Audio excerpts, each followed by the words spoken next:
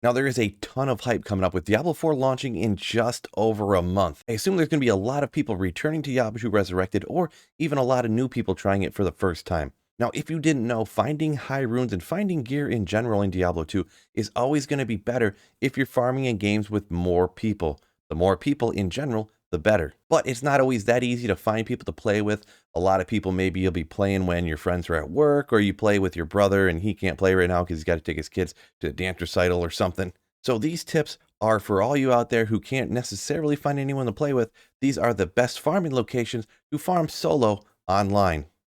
Now, first up, this one is specifically kind of better for the sorceress. It's pretty far for any other character, but this is one of my go-tos, and this is why people start with the sorceress so often, and that is farming the Countess. Now, for the Black Marsh, you kind of just got to teleport around looking for the tower, and here is the tower. Go ahead and walk down into it. Now, the tower has an incredibly easy way to navigate. All you do is turn left.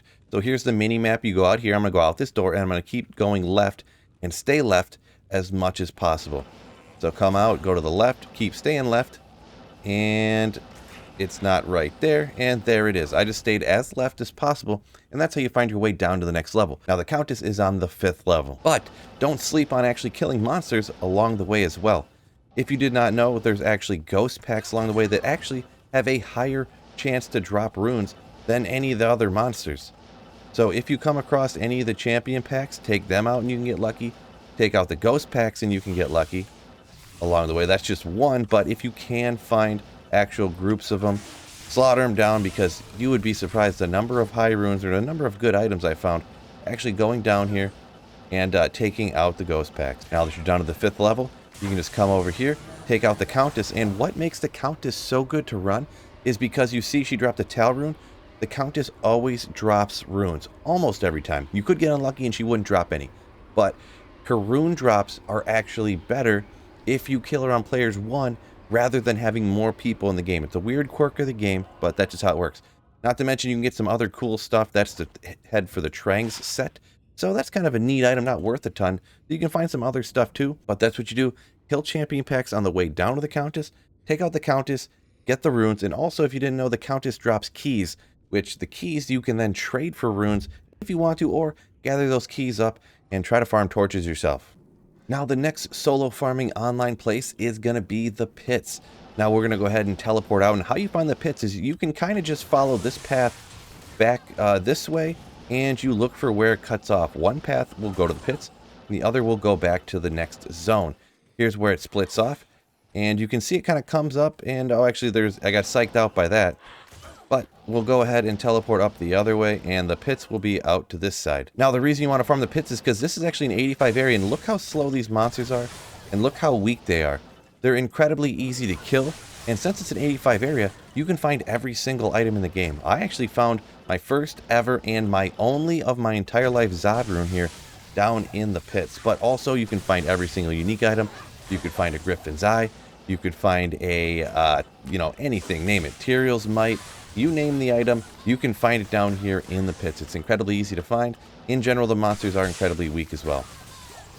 Now we're going to jump out to Act 2, and this is another one where I prefer doing it with a sorceress, but that is coming out to the Arcane Sanctuary, and they call it ghost back farming. There's once again ghosts out here, but I take out generally every single champion pack that is large, or just any pack that's super large in general.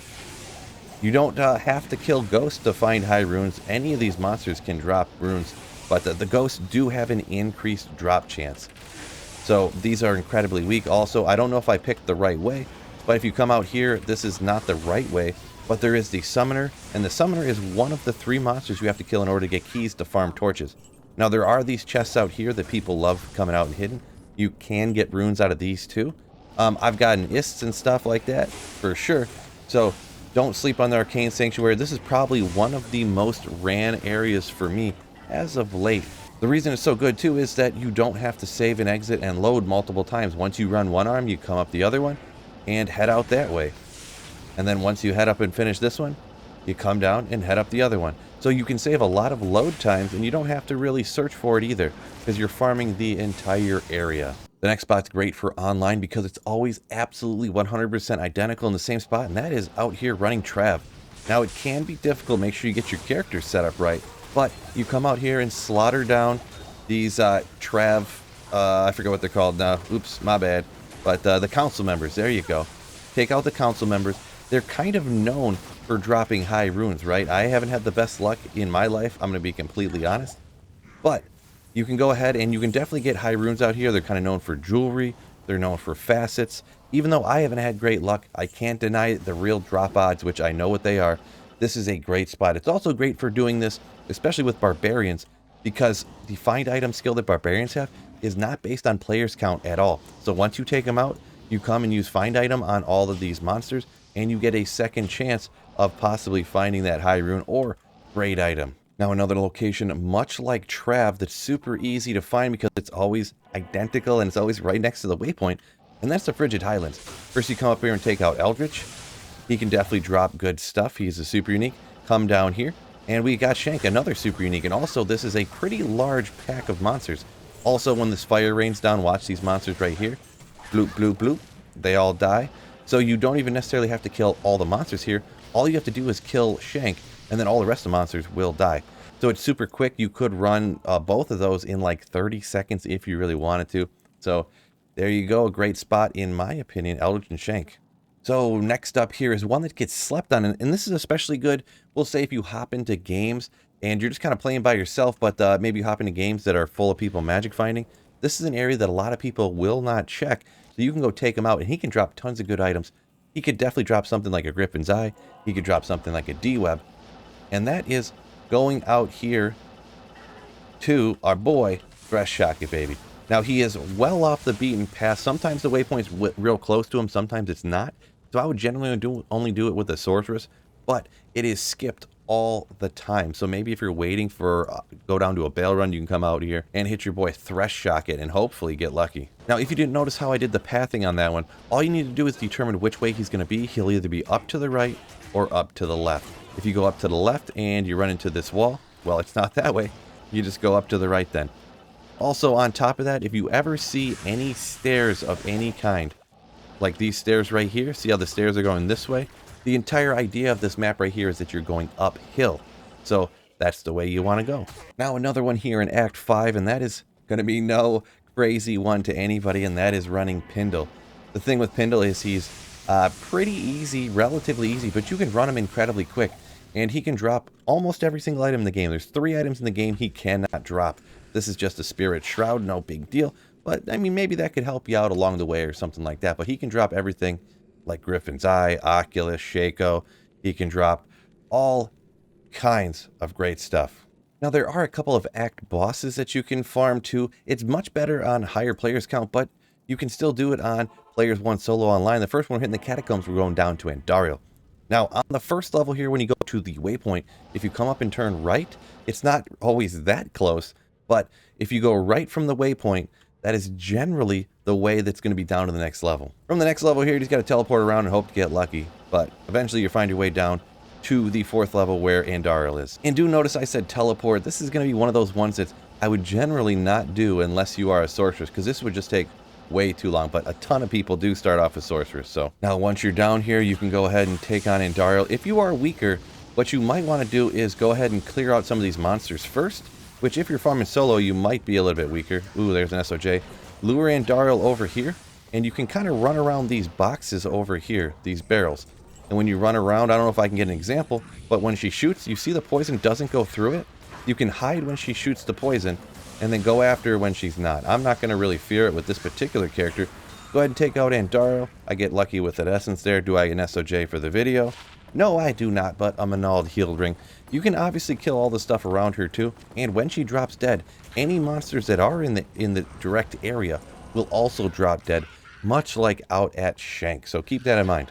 And the only really other act boss that I would say would ever be remotely worth farming is Mephisto solo. The other ones like Bale takes too long to get to. You can do Bale runs for experience and to get stuff, but specifically farming Bale, not really going to recommend that. Diablo takes a long time to get around the Chaos Sanctuary, so you can farm the Chaos Sanctuary, but then you're not really farming Diablo, are you? And Duriel, well, Duriel's terrible. Now, if you did not see this map, if you notice, come from the waypoint. After you come through the waypoint, generally I stick to the left. It's not as accurate as some other areas, But generally, the way down, 9 out of 10 times, is on the left half of the map. So I just always go left to find my way down to Mephisto. Then you can, if you're super powerful, take out any of these champion packs along the way. You can take out another group of the council, much like Trev over here. They can be a little bit tough, or you can just go ahead and skip them. If you do skip them, you can come over and take out Mephisto. If you did not know this, there is actually something called the Mephisto moat trick. See, I can stand over here, and these guys are attacking me. You don't want to get their attention, but see, Mephisto cannot hit me. Now, depending on what skills you got, you can go ahead and sit over here and shoot Mephisto over and over and over and over until he eventually goes down. Now, this is up to you if you want to take this strategy or not, and also, once again, like I mentioned, don't aggro these other monsters to attack you. Well, yeah, we'll just hop over here, take Nova, take down Mephisto here real quick, and see what we got. I'll give you another one that's always been popular for the Sorceress, and that is at the Lost City waypoint, you're going to find yourself the Ancient Tunnels. Now, I said with the Sorceress because you kind of just got to teleport around until you find the way down. It can be kind of tough and annoying. This is probably one of the harder ones to find in my opinion, but the reason it's so good, much like the pits, it's an 85 area. So once you find it, head on down, and yeah, in 85 area, if you don't remember what I said a few minutes ago, that means you can find every single item in the game. You can find Arachnid's Mesh, you can find crazy rare things like Mang Song's Lesson, you can find Tyrael's Might, all kinds of stuff down here. Literally every single item in the game. You can get lucky with runes, and all the crazy uniques that you need in order to make your character super godly. This is generally known for a great place for anything that is cold, because there aren't really any cold immunes down here, with the rare exception of one of these unique monsters. So even though I am lightning, you can definitely kill stuff with this build down here, but like I said, generally, cold sorceress, that's where it's at. So this isn't a full list, this is just my favorites. Go ahead and put in the comments any of your favorites that I didn't put on the list. And yeah, if any of these zones are terrorized, it's going to make them even better. So you're probably going to want to choose that one if you can. But there aren't always good terror zones, and that's when you're going to hit this stuff. Peace out, fellas, and don't forget to keep slaying.